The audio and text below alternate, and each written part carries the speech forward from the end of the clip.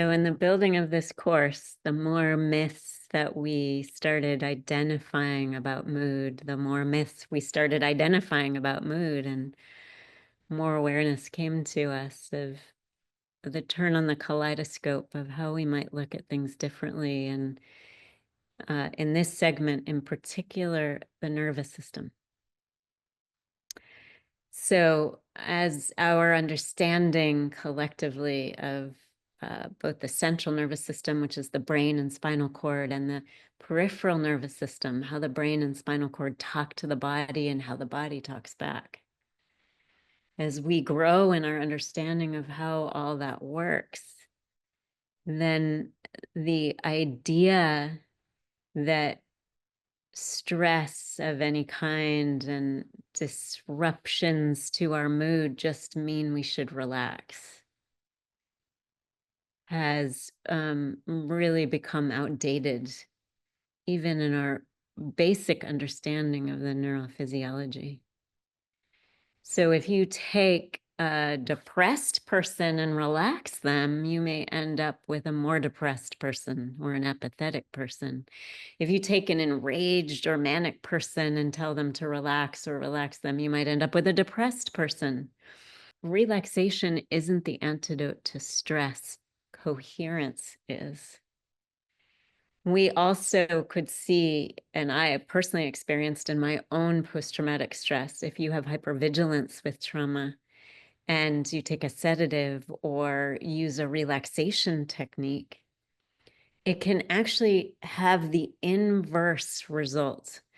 For those of you who are healthcare workers, it's something we have to watch out for in trauma-informed care, that if we try to anesthetize a patient who has active PTSD, active post-traumatic stress in a hypervigilant phase, and we try to put them under, the body will react in the opposite direction because it believes it needs to be alert to survive in hypervigilance.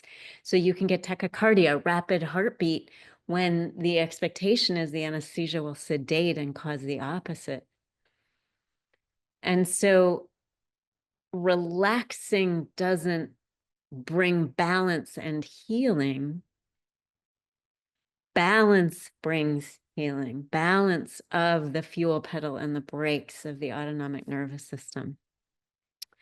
When I first started doing this work, one of my first advertising campaigns that we ran that attracted many people to ask, what are they talking about, is, did you know you can be relaxed and stressed at the same time?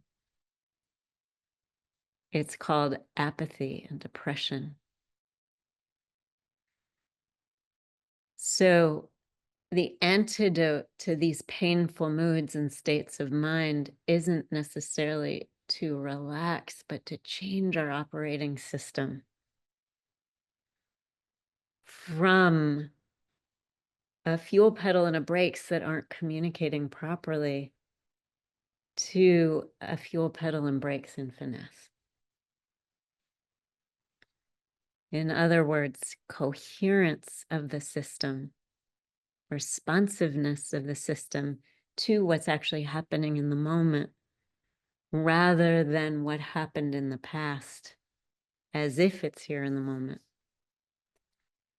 is the antidote to these painful states of mind, not necessarily relaxation. And similarly, then, that's if we're looking at what's called the autonomic nervous system, which governs the fuel pedal and the brakes of our physiology, that we don't just want to be all brakes. We don't want to demonize the accelerator pedal as fight, flight, and therefore bad. And if we just hit the brakes, we're good. We want a functioning vehicle with fuel and brakes finessed in synergy. That's the goal. And that is a different kind of operating system.